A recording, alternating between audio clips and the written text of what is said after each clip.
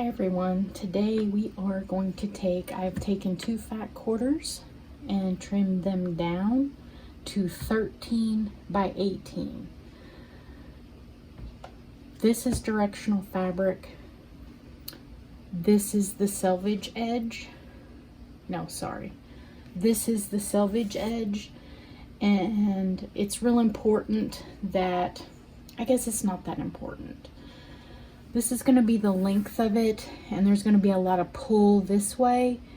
So you want to make sure that your selvage stretch for this way, it's not going to stretch. Save your remaining pieces that you chopped off each side. Again, this is a 13 by 18 piece of fabric from a fat quarter. And what we are making today, we are making a red solo cup dispenser.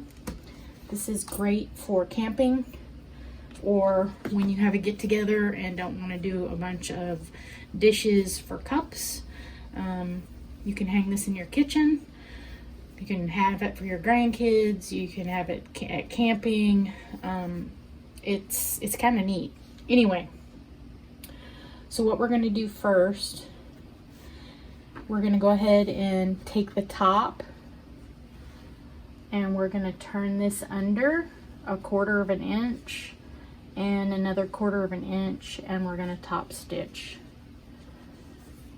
all the way across. Let's do that now.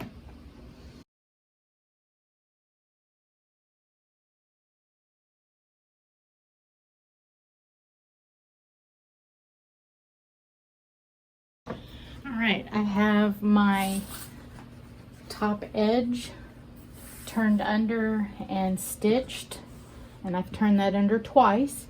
If you do not want to turn it under twice, you can always serge the edge, or you can just serge the edge and leave it unturned. The next step, we're going to come in and we're going to measure and mark with a friction pen. And if you don't have a friction pen, that's okay. You can just use a regular ink pen or a pencil. I'm going to come in 1/2 inch from this edge and 1 inch from this edge. And I'm going to draw my lines. And this does not have to be perfect.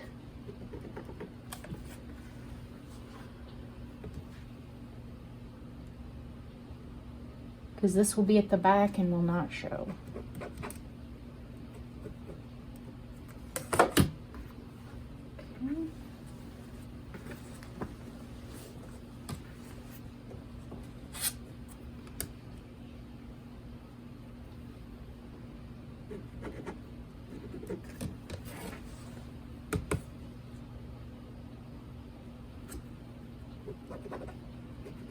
Half an inch in, 1 inch from the bottom. Now I'm going to remove that material with my scissors or rotary cutter. You can do either. It does not have to be perfect, and if you cut past the junction, that's fine.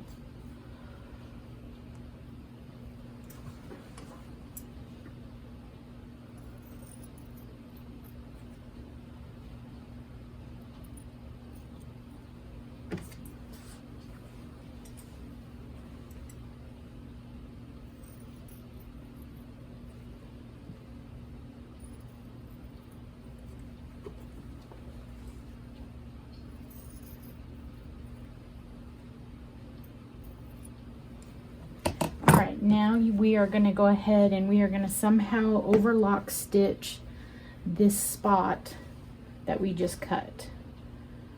And I'm going to get out my other machine and we're going to go ahead and do some kind of serge, overcast, overlock stitch there. Okay, I have the edges in this corner overlocked, and now we're going to make our casing. I'm going to recommend that you overlock stitch this bottom edge right here, and then when we turn it up, we don't have to hem 1/4 inch, we don't have to do any underturning, and it'll make it easier for measurement wise. So go ahead and overlock this edge as well. All right, I have this edge overlock stitched, and now I'm going to turn it up, and I'm going to bring this edge of overlock even with this edge when I turn it up. Just like so. And this doesn't really have to be perfect. And then I am going to stitch. I'm probably going to stitch just a hair wider than my elastic. All right, I'm going to put my bodkin through and pull my elastic. Let's see.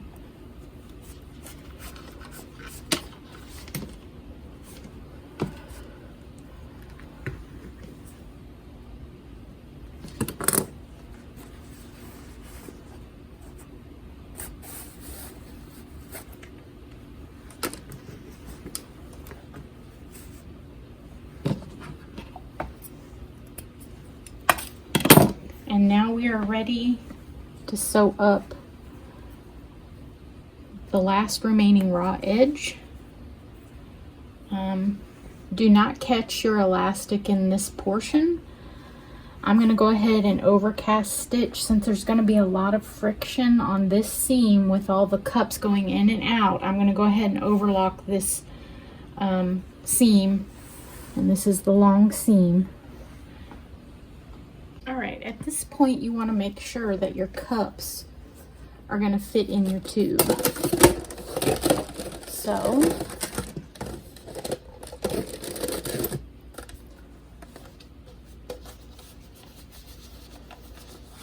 yes, they do. Okay, so I'm going to go on to the very last step, and that's taking the scraps you had left over from your fat quarter, and we're going to make a little hanging tab. All right, your hanging tab will need to measure 1.5 by 4. So this is 1.5 by I made this one 4.5. Let me recut it. 1.5 by 4.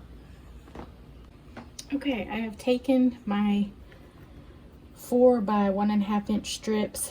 I've pressed them in half, brought the raw edges to the halfway mark, and then pressed in half again. And I'm going to straight stitch on the open edge to close that up. All right, now I'm going to go ahead and make my loop. Do not just fold your loop like in half. I want you to make a loop like this.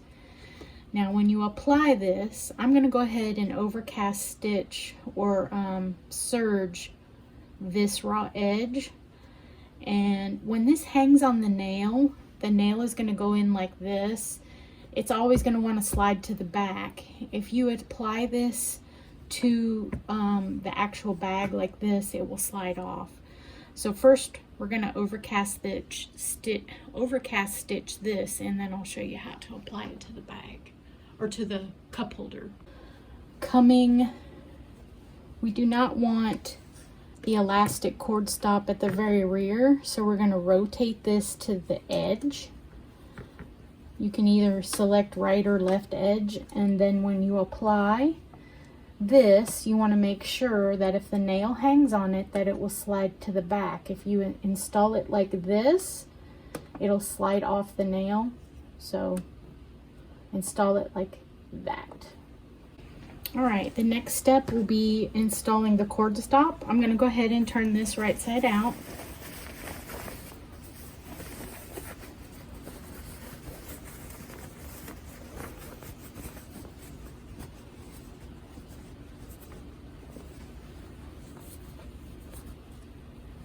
And for those of you who do not have a cord stop, you can always just cinch your elastic and knot it.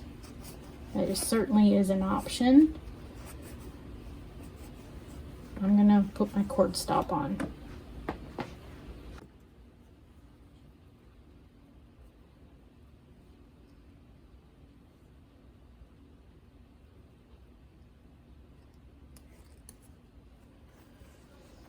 All right. I'm going to go ahead and put my stack of cups in.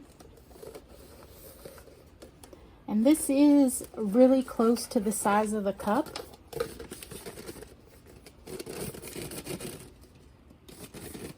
There is, you have to work it in, but it needs to be tight so it will hold the cup. All right. The good news is it doesn't fall, the cups don't fall out, they stay.